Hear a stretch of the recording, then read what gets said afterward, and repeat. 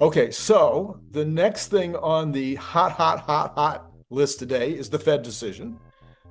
So I already did an entire show on that earlier today. And by the way, people really liked it, apparently. I'm getting massive views.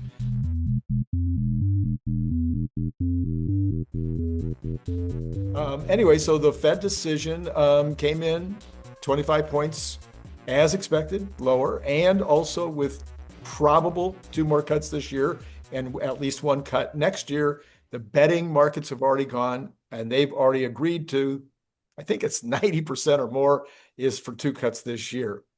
So what did you think about that? I had a public prediction that it would be a 25-point cut today. Um, you know, some people think 50 points, some people think no cut. I said it was going to be a 25-point cut.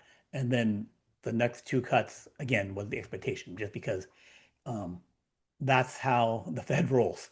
They want to do, in general, three 25-point cuts. Once they get going, that's typically, the outlier was when they cut 50 points Right. before the election and stopped I mean, for, yeah, for some reason, perhaps political. Yeah, yeah, I don't know. Who would know? Who would begin to think that? yeah. Yeah. So I thought, among all the things, like I said, I've already done a complete report on this, but one of the things I didn't talk much about was Powell said that one of the reasons he made the decision, or that they made the decision that this was the time to cut, was, of course, because the jobs was getting a little bit softer. And he said that it was when he literally said this.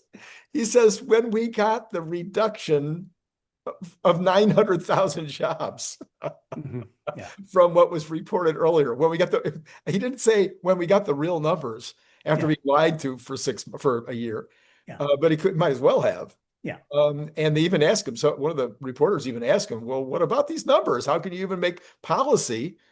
And he really dodged it. He says, "Well, we have to look through the front windshield. We can't look through the rear windshield." And I'm thinking, my gosh, that's such a dumb response. yeah. Especially if the broken windshield. Yeah, Broken windshield. broken rear view mirror. Whatever, front view mirror, whatever it is. Yeah, So anyway, that's how he made his decision. He was like, "Oh, well, if I only known that it was this bad, I would have cut earlier." By the way, he was asked that, and he said that was when he said no rear view mirror. What did you think about his comments with regard to bad numbers? he is consistent. So he basically, said was missing the jobs weakness for the past 6 to 8 months, saying that, the jobs still look good, the jobs still look good. Just like he missed the inflation is transitory for about a year. So his delay in 9 months, 9 to 12 months is highly consistent. So he gets points of some kind for consistency.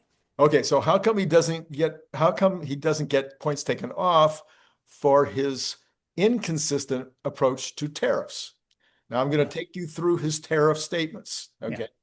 When the tariffs first came out, and Hmm. very next meeting, when everybody thought he would cut, and he said, "I can't cut now. I can't cut now because we got these tariffs and we don't know what they're going to do."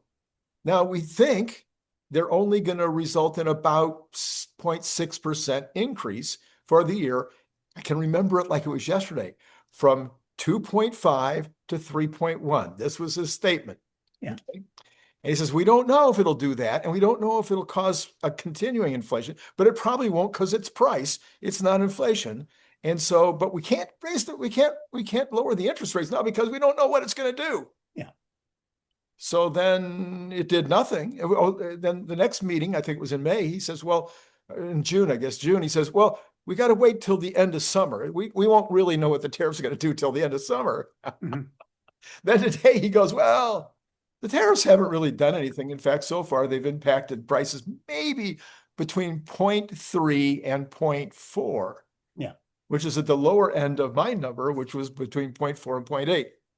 So it seems to me that he's been consistent about how much impact he thought it would have, but the inconsistency was not lowering the rates when he thought it wasn't going to have any impact. Yeah. Yeah. So what can I say? I think he's terrible. And this is highly political, and the tariff inflation is a nothing burger, and that we should be cutting,